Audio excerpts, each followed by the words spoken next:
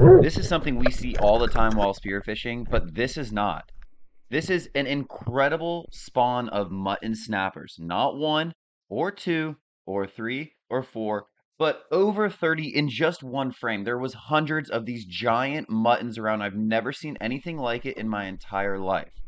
I'll be getting back to that a little bit later in the video, but since a lot of my viewers don't spearfish, I want to take a minute to show you my spear gun and kind of give it a quick little breakdown for someone who has no idea what a spear gun is. That first clip is just straight up out of control. I've been diving the same waters my entire life, and I've never seen anything like that. I've heard of the mutton spawn, I've seen mangrove spawns, I've seen spawns from other fish, but never a mutton spawn. And in that picture, to see that many and have even more around me, it's just unreal.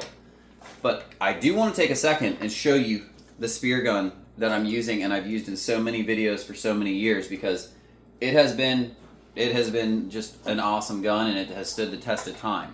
So a lot of people that watch my videos don't spearfish and don't know much about them. A spear gun is not really like a gun. It's actually a lot more like a crossbow, I guess you could say. You have a trigger mechanism right here. It's got all high quality stainless internals, I guess. I actually don't know if they're stainless, but they must be.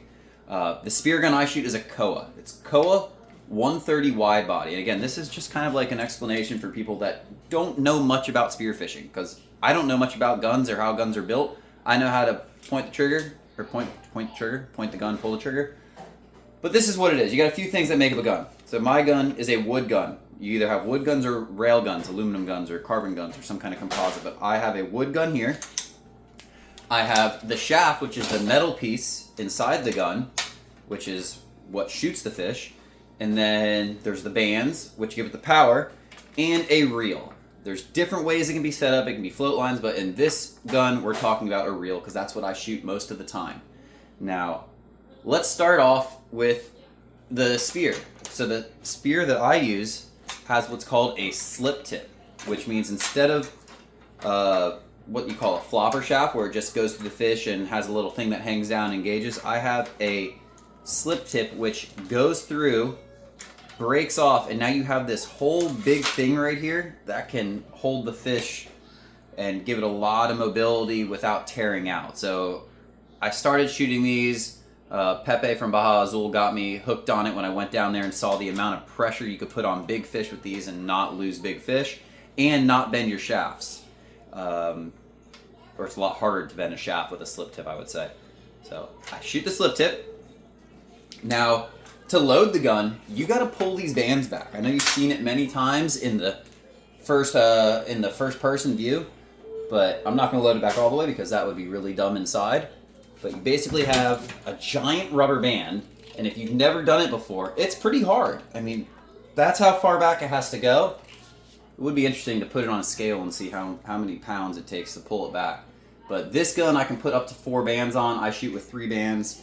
It requires a lot of technique, but it's also really hard to do. It's funny watching people first go to load a spear gun and see how hard it is, and they're like, want longer bands, but longer bands mean weaker bands. Get the right size bands. So 3 bands, load all 3 of those up, tuck this little piece of cable in there so the tip stays on and doesn't fall off when you're underwater. Now you're ready to roll. Once you pull the trigger, you have a reel. I have the Aussie reel on here. It's a 1-to-1 gear ratio, kind of like a lot of fly reels, or I think all fly reels. It's kind of what it looks like too. So as the fish runs, it pulls out line. You can tighten your drag, make it harder. Now you'll see pretty much everything I shoot in my videos, I don't give it much line unless I need to get to the surface, because I will never risk staying down too long to try to land a fish. I'll let a shark eat it, I'll let it get in the rocks, I'll let anything happen, I'll drop the gun if I need to get back to the surface. But I stop them. I keep my drag fairly tight unless I see a big kingfish or something that I want to be able to run. But I keep the drag tight and I grab it. Now we have gloves on too, because this will spin so fast and so strong that it'll mess up your hands pretty good. So that's kind of like your crash course to spearfishing. Spear gun. Koa 130 wide body.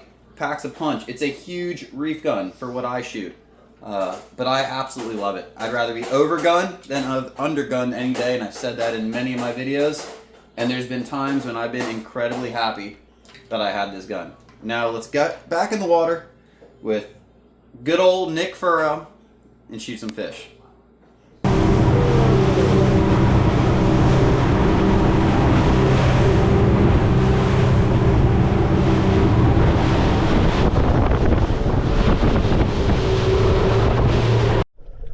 Since I already showed you how to load the spear gun, we'll skip that part. I'm in the water, spear gun's loaded, and this is what I want to see. This school of fish right here are blue runners, and while I'm not targeting blue runners, I love when there's just a massive amount of life like this on a spot. That means the predator fish are around. Life always brings life. So whether I'm looking for grouper, snapper, cobia, kingfish, a big old wad of blue runners is the first thing I see, and I absolutely love it. Now, snappers are the target for the day. You saw that big school of mutton snappers, and I haven't seen it yet. I have seen some muttons on the spot. I've seen some muttons in the spot throughout the year so far, but nothing was going to prepare me for what I was about to see. This particular dive, though, was not about muttons. It was about their cousins, the mangrove snapper. You can see them darting around a little bit right there. And these aren't your inshore mangroves. These are giant mangroves. I lined up the shot, pulled the trigger, and a big thing with spearfishing in my brain, or the way I do it at least, is don't think, don't aim, just point and shoot. Make it as simple as possible. You'll have your best shots when you don't try to aim. I pulled the fish in really quickly to try to avoid sharks. And even when you pull them in that fast, it still draws the attention of the sharks. I didn't let that fish take an inch of line. I was pulling it into me the whole time I swam up, and the shark still came up. But that is part of spearfishing. Now, I still have that same bait ball under me, all those blue runners. So I'm making another drop back down and trying to get close on some snappers. I do see some mangroves in the distance, some muttons in the distance, but the range on a spear gun comfortably for me is about 10 feet. I like to take pretty close shots. That mangrove turned broadside gave me the perfect shot. I hit it, and here you'll see that slip tip engage like I talked about in the beginning of the video. You can see now it's kind of like on a leash. It can go all crazy, and the spear shaft won't get bent or anything like that, or put a lot of pressure on the fish. And of course, here comes another shark.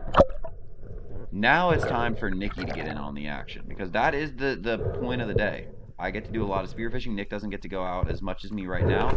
So we want Nick to shoot something, and we want Nick to shoot something good. Of course, I got to dispatch the fish. That's my sword dive knife. Hit him in the brain. Makes it safer for me. Makes it safer for whoever's in the boat that day. And kills the fish instantly, less suffering. So now that we got the fish, the two big mangroves, let's move on to the mutton category. Got some AJs, got some blue runners, got lots of life around, but we're not really looking for amberjacks today. Even though we are selling some fish, we're just not really looking for the amberjacks with what we're doing. But you can see all those muttons in the distance. As I drop down, the amount of muttons is just unreal, and I will let the clip play out for you.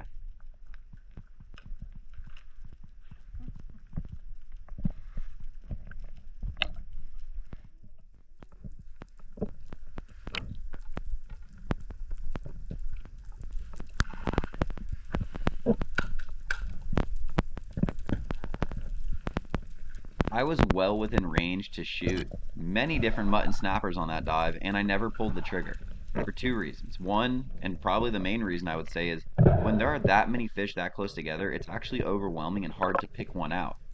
With that said, a lot of times if I'm in like the kill 'em mode, I'll just pick out the easiest shot and take it. The other one is I wanted Nick to get to experience that too, because he's been diving the same area for a long time, and neither of us have seen this before. So Nick made a drop down into the mutton school and took a shot. I had a little GoPro issues. I didn't know I was recording, turned it off, and turned it back on. But Nick shot himself a stud of a mutton snapper. And I think I was in his blind spot or something. He didn't realize I was right next to him. Because when the shark came up, he was looking for me, and I'm right there. I was right there on the shark. And it actually got a little interesting. I didn't like that the fish swam around my spear, but it all worked out, as it always has so far.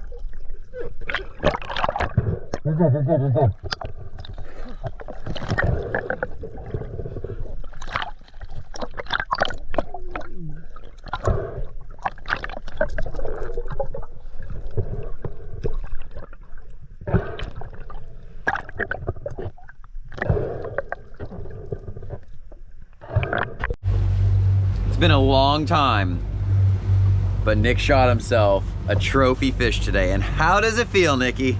Really good. What did you think of that little toothy critter coming to check you out? You don't like him, do you? No, not at all. That bull shark?